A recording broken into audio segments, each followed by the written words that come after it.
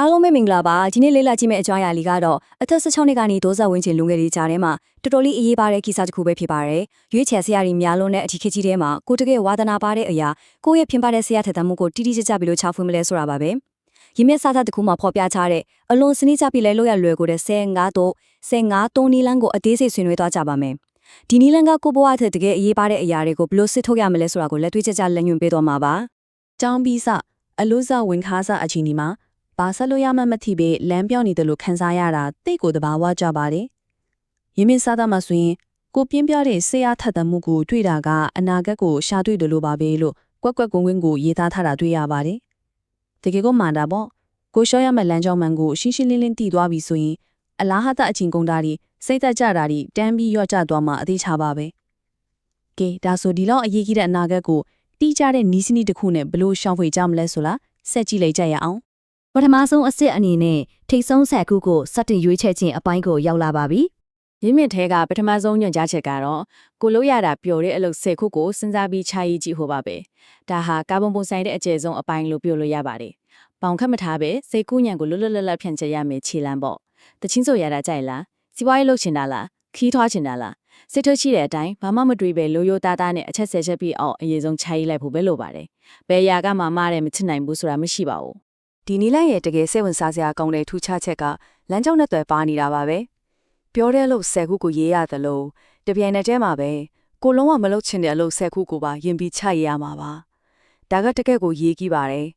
ဘဝကိုစတင်တည်ဆောက်နေတဲ့အရွယ်တွေမှာဘာလို့ရမလဲဆိုတာထက်ဘာတွေကိုလုံးဝရှောင်ကျင်ရမလဲဆိုတော့ကိုပါကြိုတိချဖို့လိုတယ်လေ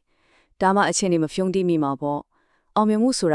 ာဝါသနာပါတာကိုဆွဲဆွဲမဲမဲလုပ်ဖို့လိုသလိုကိုစွမ်းရည်နေစုပ်ယုပ်စေမဲ့အရာတွေကိုပြပြသားသားရှောင်လွှဲနိုင်ဖို့ကလည်းအထူးကကြပါတယ်အစစ်နှစ်ကတော့မြေရောင်ကြီးခြင်းနဲ့ထဝက်လျှော်ချခြင်းအပိုင်ပဲဖြစ်ပါတယ်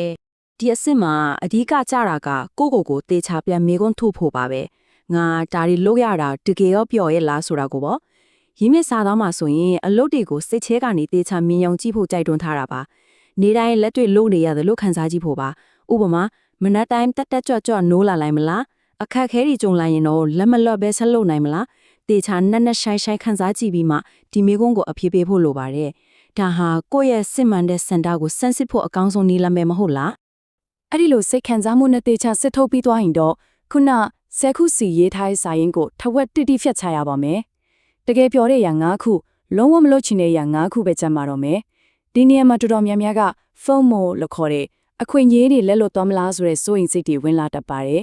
်အကုန်လုံးကိုဖတ်တွယ်ထားချင်ကြတယ်လေဒါပေမဲ့တီးတဲ့အတိုင်းပဲရာအလုံးကိုတပြိုင်နက်တိုင်းအောင်မြောင်လုပ်ဖို့ဆိုတာမထင်နိုင်ပါဘူးဒီလိုဖြတ်တောက်လိုက်တာဟာဆုံးရှုံးမှုမဟုတ်ပါဘူးကြံခဲတဲ့9ခုပေါ်မှာပို့ပြီးအာယုံစိုက်နိုင်အောင်စွမ်းရည်တွေကိုစုစည်းလိုက်တာပဲဖြစ်ပါတယ်အခုဆိုရင်အဆင့်3ဖြစ်တဲ့နောက်ဆုံး3ခုကိုရွေးချယ်ခြင်းအပိုင်းကိုရောက်ရှိလိုလာပါပြီတနေ့9ခုစီကိုနောက်ထပ်2ခုစီချက်ဖယ်ထုတ်ဖို့အတွက်ရင်းမြစ်စာသားမှာလက်တွေ့လုပ်ရမယ့်အဆင့်တွေကိုပြထားပါတယ်တေချာစဉ်းစားပါတေချာခန်းစားပါဖြစ်ရင်ကုသူငယ်ချင်းတွေနဲ့တိုင်ပင်ပါတဲ့စိတ်ဝင်စားစရာပဲနော်ကိုပိုင်ဆုံးဖက်ရမယ့်ကိစ္စမှာပြင်ပကနေကိုအတိဆုံးသူငယ်ချင်းတွေရဲ့အမြင်ကိုယူခိုင်းထားတာပါကိုမမြင်နိုင်တဲ့ကိုရဲ့အားထားချက်အားနည်းချက်တွေကိုဘေးကသူငယ်ချင်းတွေကပူပြီးပြပြအောင်ထုတ်ပြပေးနိုင်လို့ပါမင်းကလူတွေနဲ့ဆက်ဆံရတာပိုတော်တယ်ဆိုတာမျိုးပုံမလင်းဝေဖန်ပေးမဲ့အမြင်တွေကကိုဆုံးဖြတ်ချက်ကိုပူပြီးခိုင်မာစေပါတဲ့တေချာစဉ်းစားခန်းစားပြီးသူငယ်ချင်းတွေနဲ့ပါတိုင်ပင်ပြီးတဲ့နောက်မှာတော့ကောရောပုံဆိုင်ရဲ့အကျဉ်းဆုံးအချွန်ဖျားလေးကိုရောက်သားပါပြီကဏ္ဍတစ်ခုစီအတွက်နောက်ဆုံးမှ3ခုစီပဲကြံပါတော့မယ်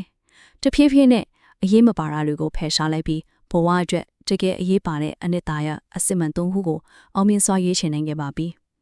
10ခုကနေစခဲ့တဲ့ခီးစဉ်ကအခုဆိုရင်အာယုံဆူဆိုင်ဖို့အကောင်းဆုံးအနေအထားတစ်ခုကိုရောက်လာခဲ့ပြီလေကဲအစင်စင်စစ်ထုတ်ပြီးတဲ့အခါမှာတော့ရှင်းလင်းပြတ်သားတဲ့လမ်းပြမြေပုံတစ်ခုရလာပါပြီဘယ်ဘက်ချမ်းမှာကပြင်းပြတဲ့စိတ်အားထက်သန်မှုအစစ်မှန်3ခုဖြစ်ပြီးညာဘက်ချမ်းမှာတော့အပြတ်သက်ရှောင်ကျင်ရမယ့်အရာ3ခုပဲကျန်ပါတော့မယ်ဒီတော့မေးစရာရှိတာကဒီနောက်ဆုံး3ခုတည်းကမှအကောင်းဆုံးတစ်ခုတည်းကိုဘလို့ထပ်ရွေးကြမလဲလူငယ်တွေအတွက်အကောင်းဆုံးနည်းလမ်းကတော့လက်တွေ့စမ်းသပ်မှုငယ်လေးတွေတနည်းအားဖြင့် mini experiments လေးတွေလုပ်ကြည့်ဖို့ပါပဲစနေတနင်္ဂနွေနေ့မှာအချိန်ပိုင်းဝင်လုပ်ကြည့်တာမျိုးအသေးစား project လေးတွေဖန်တီးကြည့်တာမျိုးပေါ့ပြီးရင်ဘယ်အရာကကိုယ့်ရဲ့ရေရှည်ရည်မှန်းချက်တွေအနာဂတ်ဘဝနေထိုင်မှုပုံစံနဲ့အကိုက်ညီဆုံးလဲဆိုတာကိုတေချာပြန်သုံးသပ်ရပါမယ်ဒီလိုလက်တွေ့စမ်းသပ်မှုတွေနဲ့ရေရှည်မြင့်ကိုပေါင်းဆက်လိုက်ရင်ကိုယ့်အတွက်အမှန်ကန်ဆုံးလမ်းကြောင်းကိုယုံကြည်မှုရှိရှိရွေးချယ်နိုင်မှာအသေးကြပါပဲ နောက်ဆုံးအနေနဲ့စဉ်းစားစရာမေးခွန်းတစ်ခုထောက်ချင်ပါတယ်ဘယ်လိုပြင်းပြတဲ့စိတ်အားထက်သန်မှုတုံးဟုကအနာဂတ်ကိုပုံဖော်ပေးမှလဲ